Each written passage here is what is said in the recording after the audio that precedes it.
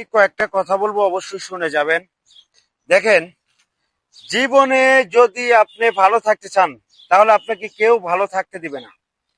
আপাতত আপনার কাছের লোকগুলো, সেই লোকগুলো কখনো ভালো থাকতে দিবে না। আপনার দূরের লোক যদিও ভালো থাকতে দেয়, কখনো আপনাকে কাছের লোকগুলো তারা ভালো থাকতে দিবে না। এই যে আপনি ভিডিও বানাচ্ছেন টিকটকে, ফেসবুকে, অনেকের দেখবেন অনেকের সচ্ছে না, অনেকের গাও জ্বলে যাচ্ছে, অনেকের গাও আগুনের মতো জ্বলছে। মানে আপনাকে নিয়ে অনেক কথা বলছে, আপনাকে নিয়ে এ করতেছে, আপনি টিকটক করতেছেন, সেটা করতেছেন, এটা করতেছেন, এই ধরনের কথা অনেকেই বলে থাকে প্রতিনিয়ত।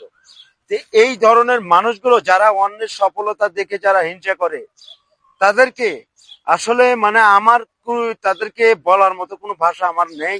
যে এই মানুষগুলো এতটা নিষ্ঠুর, এতটুর মানে খারাপ হলে এই ভাষাগুলো ব্যবহার করতে পারে, মানুষকে এতটুকু অবহেলা করতে পারে।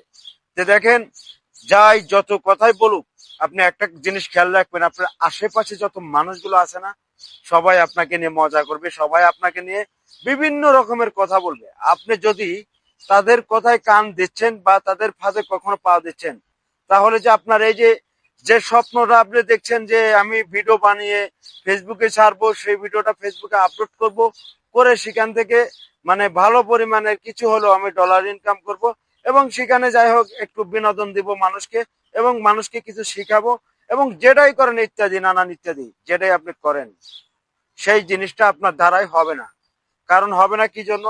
ওই যে আপনার পাশে যে কিছু লোক আছে, তারা আপনাকে হতে দিচ্ছে না, তারা আপনাকে মানে সেরকম ইয়া করছে না। তারা প্রতিনিয়ত চাচ্ছে যে আপনি এখান থেকে মানে কাজগুলো না করেন, আপনি এখান থেকে ভালো কিছু না করে পারেন, সেটা নিয়ে তারা চিন্তা ভাবনা করে, মানে তাদের মনের ভিতরে আছে শয়তান কি।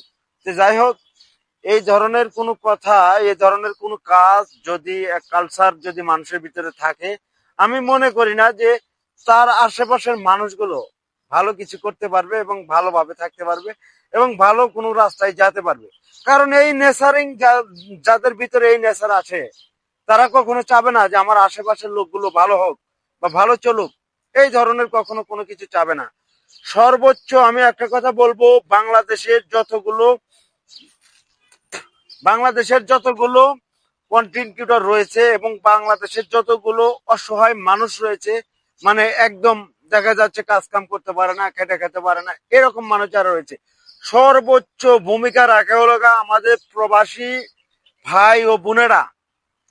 একটা কন্টেন্ট ক্রিয়েটরের কি বাপের পকেট থেকে টাকা নিয়ে এসে একটা অসহায় পরিবারকে দিবে? আপনাদের বিশ্বাস হয়?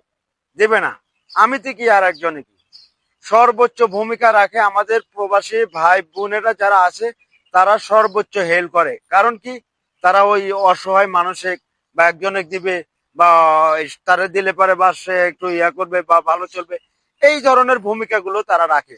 দেখেন, এই জন্য আমরা আমাদের প্রবাসী ভাইরা যারা আছে তাদেরকে সেলুট জানাই।